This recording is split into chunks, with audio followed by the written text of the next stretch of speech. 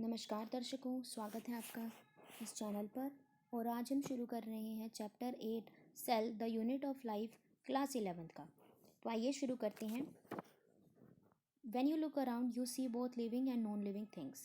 You must have wondered and asked yourself, what is that makes an organism living? Or what is that an inanimate thing does not have which a living thing has? The answer to this is the presence of basic unit of life, the cell, in all organisms. All organisms are composed of cells. Some are composed of single cell and are called unicellular organisms, while others like us composed of many cells and are called multicellular organisms. जब आप अपने around में देखते हैं, आसपास देखते हैं, तो आप देखते हैं दोनों ही लिविंग थिंग्स भी और नॉन लिविंग थिंग्स भी। और आपने ये आश्चर्य भी किया होगा और अपने आप से पूछा भी होगा कि एक ऑर्गेनिज्म को लिविंग क्या बनाता है, और जो निर्जीव चीज़ है, इन नॉन लिविंग थिंग्स हैं, उनको नॉन लिविंग क्या बनाता है। मतलब उनके बीच में डिफरेंस क्या है, हम कैसे डिसाइड करते हैं कि ये चीज़ लिविंग है, ये चीज़ नॉन लिविंग है। इस क्वेश्चन का आंसर है due to the presence of basic unit of life, cell. जितने भी लिविंग ऑर्गेनिजम्स हैं उसमें क्या है, लाइफ की एक बेसिक यूनिट है जिसको हम सेल बोलते हैं। वो जिस भी ऑर्गेनिज्म में ये बेसिक यूनिट प्रेजेंट होगी उस ऑर्गेनिज्म को हम लिविंग ऑर्गेनिज्म बोलेंगे। जितने भी ऑर्गेनिजम्स हैं वो सेल से बने होते हैं। कुछ जो सिंगल सेल से बने होते हैं, एकमात्र सेल से, एक सेल होता है उनको हम यूनिसेलुलर ऑर्गेनिज्म बोल देते हैं। और जबकि जो अदर्स जैसे कि हम हैं, हमारे अंदर क्या है, मैनी सेल्स हैं, काफ़ी सारे सेल्स हैं, इसीलिए हम मल्टी सेलुलर ऑर्गेनिजम्स हैं। ठीक है, आइए आगे है 8.1 what is a cell. So unicellular organisms are capable of independent existence, and second, performing the essential functions of life.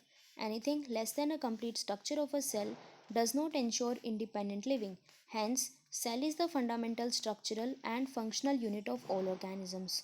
Anton von Leeuwenhoek first saw and described a live cell. Robert Brown later discovered nucleus. The invention of the microscope and its improvement leading to the electron microscope revealed all structural details of the cell. जो unicellular organisms हैं, मतलब जिन organisms में सिर्फ एक cell होता है, उनके पास क्या करेक्टरिस्टिक्स होती हैं। पहली है, वो इंडिपेंडेंट एग्जिस्टेंस शो करते हैं। मतलब वो एक सेल ही बिना किसी और सेल के या किसी और उसके, वो अपने आप में ही इंडिपेंडेंटली एग्जिस्ट कर सकता है वो और सेकेंड है, वो अपने सारे फंक्शंस, जो लाइफ के फंक्शंस होते हैं, जैसे कि रेस्पिरेशन हो गया, डाइजेशन, एक्सक्रीशन, ये सारे जो फंक्शन होते हैं लाइफ के, वो खुद से ही परफॉर्म कर लेता है। और ये एक इम्पॉर्टेंट बात है कि जो एक मतलब एक सेल के स्ट्रक्चर से कंप्लीट जो स्ट्रक्चर होता है एक सेल का, उससे कुछ भी थोड़ा सा भी जो कम होता है वो इंश्योर नहीं करता है इंडिपेंडेंट लिविंग को। मतलब उसके बिना अगर आपके पास एक सेल, कंप्लीट सेल का स्ट्रक्चर नहीं है, तो आप इंडिपेंडेंटली एग्जिस्ट नहीं कर सकते हैं, आप इंडिपेंडेंटली जिंदा नहीं रह सकते हैं। ठीक है, इसीलिए सेल जो है उसको हम फंडामेंटल, स्ट्रक्चरल और फंक्शनल यूनिट बोलते हैं सभी लिविंग ऑर्गेनिजम्स के।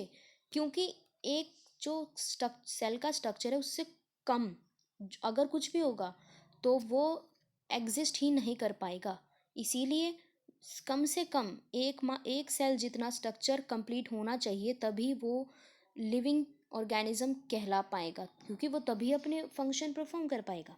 ठीक है, ये बहुत इंपॉर्टेंट बात है। एंटोन वॉन ल्यूवेनहुक ने सबसे पहले एक जिंदा लाइव सेल को देखा था और उसे डिस्क्राइब किया था। ठीक है, और रॉबर्ट ब्राउन ने उसके बाद न्यूक्लियस को डिस्कवर किया था। न्यूक्लियस क्या होता है ये हम आगे पढ़ेंगे। ठीक है, और जो इन्वेंशन, माइक्रोस्कोप की इन्वेंशन थी, और उसकी फर्दर जो इम्प्रूवमेंट कर करके इलेक्ट्रॉन माइक्रोस्कोप बना, उसने रिवील किया सेल की स्ट्रक्चरल डिटेल्स को। ठीक है, तो नेक्स्ट है हमारे पास सेल थ्योरी। सेल थ्योरी क्या है, 1838 में मैथियस कैल्डियन, जो एक जर्मन बॉटनिस्ट थे, उन्होंने एग्जामिन किया लार्ज नंबर ऑफ प्लांट्स को, और उन्होंने ऑब्जर्व किया कि जो सारे प्लांट्स हैं वो डिफरेंट अलग अलग तरह के सेल से बनते हैं, और ये अलग अलग तरह के सेल्स टिश्यूज़ बनाते हैं प्लांट के। ठीक है, और इसी टाइम के अराउंड में ही थियोडोर स्क्वान, जो एक ब्रिटिश जूलॉजिस्ट थे, उन्होंने स्टडी किया different type of animal cells को, और उन्होंने रिपोर्ट किया कि जो सेल्स है उनके पास एक थिन आउटर लेयर है जिसको हम आज प्लाज्मा मेम्ब्रेन के नाम से जानते हैं। और उन्होंने ये कंक्लूड भी किया अपनी स्टडीज़ के बेसिस पे जो उन्होंने प्लांट टिश्यूज़ पे की थी कि जो सेल वॉल की प्रेजेंस होती है वो एक यूनिक कैरेक्टर होता है सिर्फ प्लांट सेल्स में। क्या इम्पोर्टेंट बात कही इन्होंने, अपनी स्टडीज़ प्लांट टिश्यूज़ पे स्टडी कंडक्ट की और इन्होंने ये कंक्लूजन दिया कि जो जो सेल वॉल होती है वो सिर्फ प्लांट सेल्स के अराउंड में पाई जाती है, और इसीलिए जो प्लांट सेल का एक यूनिक कैरेक्टर होता है presence of cell wall. On the basis of this, इसके बेसिस पे स्क्वान जी ने प्रपोज की थी हाइपोथेसिस कि, क्या हाइपोथेसिस थी कि जो बॉडी होती है एनिमल्स और प्लांट्स की वो सेल्स से बनी होती है और सेल्स के प्रोडक्ट से बनी होती है। स्केल्डियन एंड स्क्वान ने टुगेदर फॉर्मुलेट की थी सेल थ्योरी, और ये सेल थ्योरी हालांकि एक्सप्लेन नहीं कर पाई कि जो न्यू सेल्स होते हैं वो कैसे फॉर्म होते हैं। आगे चलकर रुडोल्फ वर्काउ जी ने सबसे पहले एक्सप्लेन किया कि सेल्स कैसे डिवाइड करते हैं, और न्यू सेल्स, उन्होंने कहा कि जो न्यू सेल्स होते हैं वो प्री एग्जिस्टिंग सेल से ही बनते हैं, ठीक है। और इसको बोला ओमनिस सेलुला ई सेलुला। उन्होंने रुडोल्फ वर्काउ जी ने क्या कहा, इन्होंने सबसे पहले एक्सप्लेन किया कि सेल्स डिवाइड कैसे करते हैं, और उसमें उन्होंने बताया कि न्यू सेल्स जो हैं वो फॉर्म होते हैं प्री एग्जिस्टिंग सेल से, और इसको कहा ओमनी सेलुला ई सेलुला। इन्होंने आगे जो स्केल्डियन और स्क्वान जी ने सेल थ्योरी दी थी उस हाइपोथेसिस को इन्होंने मॉडिफाई किया और सेल थ्योरी को एक फाइनल शेप दी। और जो सेल थ्योरी आज के टाइम पे हम समझते हैं, अंडरस्टैंड करते हैं, वो क्या है, वो है कि all living organisms are composed of cells and products of cells. ये बात हमें स्केल्डियन एंड स्क्वान जी ने बताई थी, ठीक है। तो इसमें क्या है कि जो सारे लिविंग ऑर्गेनिजम्स हैं वो बने होते हैं किससे, सेल से और सेल्स के प्रोडक्ट से। और सेकंड क्या था कि ऑल सेल्स जितने, ये वाला point all cells arise from pre existing cells, ये पॉइंट हमें किसने बताया, रुडोल्फ वर्काउ जी ने। तो इसका मतलब है कि जितने भी सेल्स होते हैं वो प्री एग्जिस्टिंग, जो पहले से ही एग्जिस्ट करते हैं, पुराने सेल्स से ही नए सेल्स बनते हैं, ठीक है। तो आगे नेक्स्ट वीडियो में हम कवर करेंगे एन ओवरव्यू ऑफ सेल, ठीक है। तब तक के लिए आपका बहुत बहुत धन्यवाद वीडियो देखने के लिए।